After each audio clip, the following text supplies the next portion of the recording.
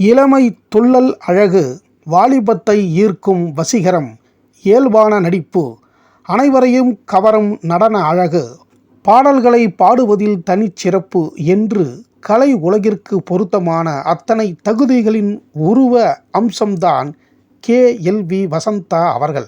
1939ஆம் ஆண்டு ரம்பையின் காதல் படத்திற்கு பிறகு 1941ஆம் ஆண்டு வெளிவந்த மதன காமராஜன் திரைப்படம்தான் இவரை புகழின் உச்சத்திற்கு கொண்டு சென்றது.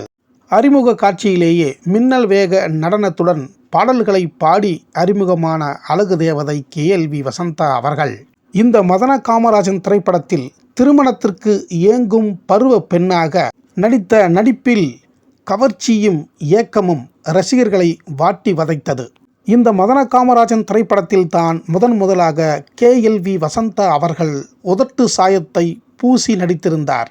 தமிழ் சினிமாவில் முதலாக உதட்டு சாயம் பூசி நடித்த முதல் நடிகை KLV வசந்தா அவர்கள் மட்டுமே.